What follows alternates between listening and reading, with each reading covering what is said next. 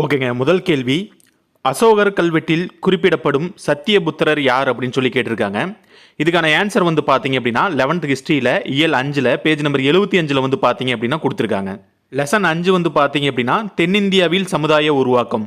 So அந்த பேஜில் மூவேந்தர் அப்படிங்கிற டைட்டில் கீழே வந்து பார்த்தீங்க அப்படின்னா அசோகர் கல்வெட்டுகளில் மேற் சொல்லப்பட்ட மூவேந்தரோடு இடம்பெற்றுள்ள சத்தியபுத்திர என்பது சங்க பாடல்களில் இடம்பெறும் வேலிரை குறிப்பதாக உள்ளது அப்படின்னு சொல்லியிருக்காங்க. இதில் சத்தியபுத்திர அப்படிங்கிறது வந்து அதிகமான குறிக்குது அப்படின்னு வந்து சொல்லியிருக்காங்க.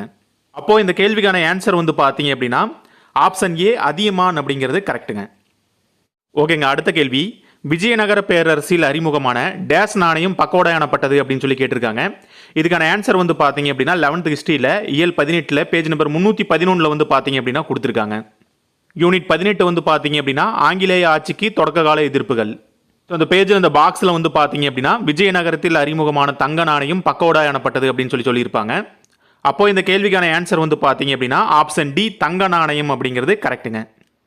ஓகேங்க. அடுத்த கேள்வி, தான் பெற்ற வெற்றிகளை நினைவு கூறும் வகையில் தன் நாணயங்களில் தன்னுடைய பெயரை 2ஆம் அலெக்சாந்தர் என்று பொறித்து கொண்ட அரசர் யார் அப்படின்னு சொல்லி கேட்டிருக்காங்க. இதுக்கான ஆன்சர் வந்து பார்த்தீங்க அப்படின்னா 11th ஹிஸ்ட்ரியில் இயல் 12ல் பேஜ் நம்பர் 193 வந்து பார்த்தீங்க அப்படின்னா கொடுத்துருக்காங்க.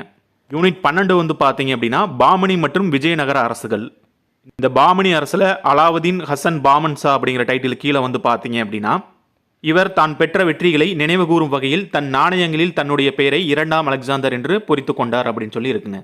அப்போ இந்த கேள்விக்கான ஆன்சர் வந்து பார்த்தீங்க அப்படின்னா ஹசன் பாமன் ஷா அப்படிங்கிறது கரெக்டுங்க. அப்போ ஆப்ஷன் ஏ வந்து பார்த்தீங்க அப்படின்னா கரெக்ட் ஆன்சர்.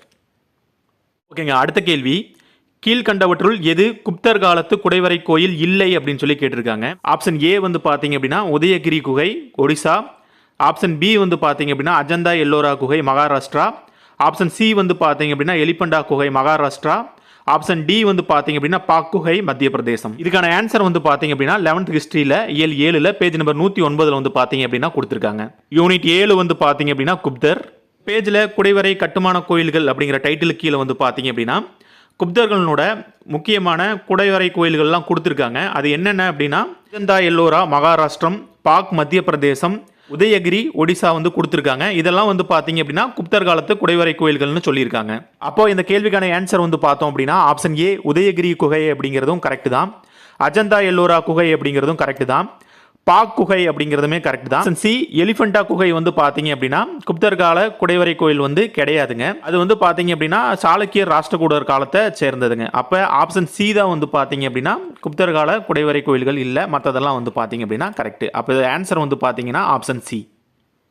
அடுத்த கேள்வி, ரோம் நாட்டைச் சேர்ந்த மூத்த பிளினி தன்னுடைய இயற்கை வரலாறு என்னும் நூலில் டேஸ் இந்தியாவின் முதல் பேரங்காடி என்று குறிப்பிடுகிறார் அப்படின்னு சொல்லி கேட்டிருக்காங்க. இதுக்கான ஆன்சர் வந்து பார்த்தீங்க அப்படின்னா 6th சோசியல் சயின்ஸில் டேர்ம் 3ல் இயல் 1ல் பேஜ் நம்பர் 104 வந்து பார்த்தீங்க அப்படின்னா கொடுத்துருக்காங்க. லெசன் நேம் வந்து பார்த்தீங்க அப்படின்னா பண்டைய கால தமிழகத்தில் சமூகமும் பண்பாடும். இதில் இந்த பாக்ஸில் வந்து பார்த்தீங்க அப்படின்னா ரோம் நாட்டைச் சேர்ந்த மூத்த பிளினி தன்னுடைய இயற்கை வரலாறு என்னும் நூலில் முசிறியை இந்தியாவின் முதல் பேரங்காடி என்று குறிப்பிட்டுள்ளார் அப்படின்னு சொல்லி கொடுத்துருக்காங்க. அப்போ இந்த கேள்விக்கான ஆன்சர் வந்து பார்த்தோம் அப்படின்னா ஆப்ஷன் சி முசிறி அப்படிங்கிறது கரெக்டுங்க.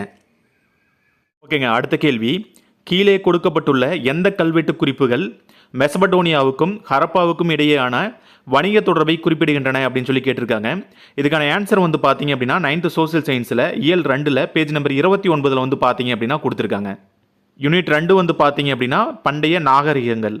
இந்த வணிகமும் பரிமாற்றமும் அப்படிங்கிற டைட்டில் கீழே வந்து பார்த்தீங்கன்னா இந்த பேஜில் கியூனிஃபார்ம் ஆவணங்கள் மெசபடோனியாவிற்கும் ஹரப்பாவுக்கும் இடையேயான வணிக தொடர்பை வெளிப்படுத்துகின்றன அப்படின்னு சொல்லியிருப்பாங்க. அப்போ இந்த கேள்விக்கான ஆன்சர் வந்து பார்த்தோம் அப்படின்னா கியூனிஃபார்ம் கல்வெட்டு தான் வந்து மெசபடோனியாவிற்கும் ஹரப்பாவிற்கும் இடையேயான வணிக தொடர்பை வந்து வெளிப்படுத்துதுங்க. ஓகேங்க. அடுத்த கேள்வி, பொர்த்துகேவா வந்து பார்த்தீங்க அப்படின்னா கேட்டிருக்காங்க. வெப்சைட் வந்து பார்த்தீங்க அப்படின்னா பேஸ்வா, சுர்னாவிஸ், நியாயதீஸ், பண்டிட்ரா வந்து கொடுத்துருக்காங்க. ரைட் சைடு வந்து பார்த்தீங்க அப்படின்னா செயலர், தலைமை நீதிபதி, தலைமை அர்ச்சகர், பிரதம அமைச்சர் வந்து பார்த்தீங்கன்னா கொடுத்துருக்காங்க.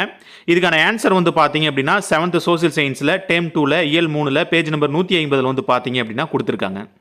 லெசன் நேம் வந்து பார்த்தோம் அப்படின்னா மராத்தியர்கள் மற்றும் பேஸ்வாக்களின் எழுச்சி.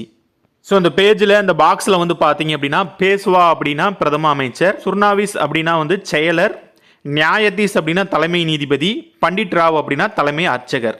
அப்போது இந்த கேள்விக்கான ஆன்சர் வந்து பார்த்தீங்க அப்படின்னா பேஸ்வா அப்படின்னா பிரதம அமைச்சர், சுர்னாவிஸ் அப்படின்னா வந்து பார்த்தீங்கன்னா செயலர், நியாயத்தீஸ் அப்படின்னா தலைமை நீதிபதி, பண்டிட் ராவ் அப்படின்னா தலைமை அர்ச்சகர். அப்போ இந்த கேள்விக்கான ஆன்சர் வந்து பார்த்தீங்க அப்படின்னா ஆப்ஷன் பி 4, 1, 2, 3 அப்படிங்கிறது கரெக்ட் ஆன்சருங்க. ஓகேங்க, அடுத்த கேள்வி. ஹரப்பர்களால் அறியப்படாத விலங்கு எது அப்படின்னு சொல்லி கேட்டிருக்காங்க. இது ஒரு ஈஸியான கொஸ்டின் தாங்க. இதுக்கான ஆன்சர் வந்து பார்த்தீங்க அப்படின்னா 6th சோசியல் சயின்ஸில் டேம் 1ல் இயல் 3ல் பேஜ் நம்பர் 41 வந்து பார்த்தீங்க அப்படின்னா கொடுத்துருக்காங்க. லெசன் நேம் வந்து பார்த்தீங்க அப்படின்னா சிந்துவெளி நாகரிகம். ஸோ அதில் அந்த பாக்ஸில் வந்து பார்த்தீங்க அப்படின்னா சிந்துவெளி மக்கள் இரும்பு மற்றும் குதிரையை அறிந்திருக்கவில்லை அப்படின்னு சொல்லி இருக்குங்க. அப்போ இந்த கேள்விக்கான ஆன்சர் வந்து பார்த்தோம் அப்படின்னா ஆப்ஷன் சி குதிரை அப்படிங்கிறது கரெக்டுங்க.